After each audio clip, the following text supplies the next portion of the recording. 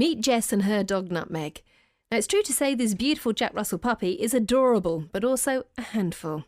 Time to call in the expert. Dog behaviourist Pippa Ducat visits owners and their pets at home to assess the cause of the problems. Hello. Hi there.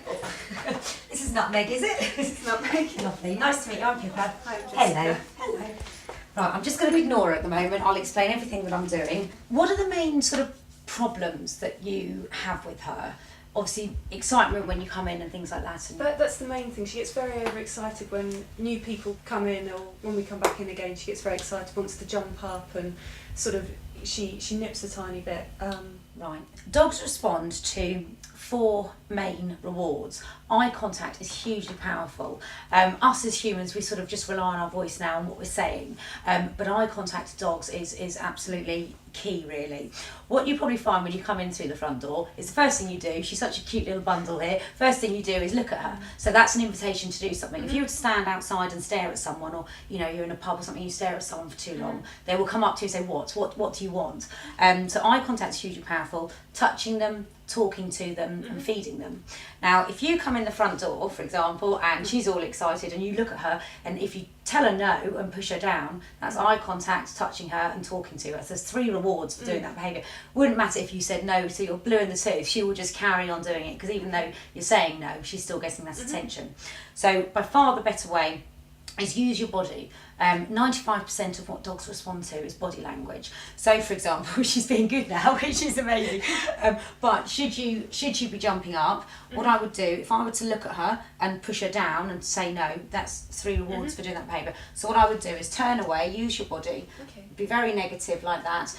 Use something, use the cushions at your disposal and things. So should she be jumping up, talk to your partner, even if you're saying she's jumping up, what are we going to do, anything like that. Use something like this just to get her on the floor, and as soon as she's on the floor, good girl, good girl.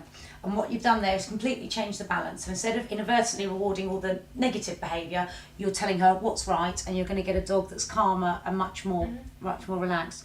The key to it is, though, dogs are opportunistic completely, and with you, she knows where she is, and you and your partner, she knows where she is in the hierarchy of things. She will try more, or try to jump up more at new people coming in the front door. Is that...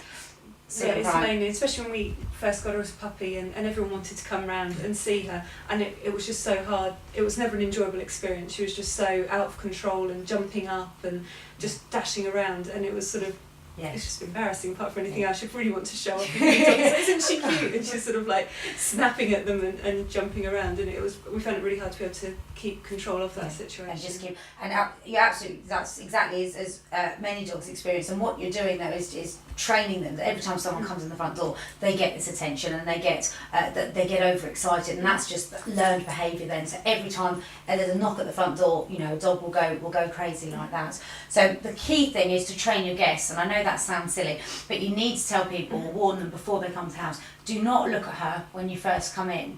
And I always sort of say, try to ignore her for a couple of minutes, because really by that point, she's done all her behaviours and jumping up, and she's not got attention from one person, so she'll go to the next and go to the next. If everyone sort of ignores her, and even if you're all saying, right, isn't this hard, we're all ignoring her, so you laugh and then you relax, you see. And then as soon as you sit down and she's calm like that, good girl, and have as much interaction as you want when she's like this. If you're instigating it, that's fine. Pippa's experience with animals is extensive, but how does she think problems begin? Giving in to our dogs, I think. Dogs aren't instinctively vicious or nasty or anything, but they're opportunists, and if they can get away with things, they will do, and then they'll keep edging up to the next level each time.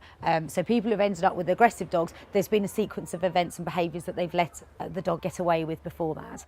Obviously, the work between owner and pet is essential to establish, but once they've begun training, what should they do next? The main thing now to carry on with is the basic training. She's already done really well with the sitting, the down and things like that, but it's practicing it every day over the food, so it's just asking the dog to do something before it gets its reward, and building up inside the home all those things, and then she can start taking that outside where there are more distractions. Your dog won't suddenly heel outside if it doesn't even know to do it inside, so build it up inside, then build it up when you get outside and there's loud bangs and noises and children and everything like that, and then you'll get a dog that's listening to you inside and also outside, which is the most important thing.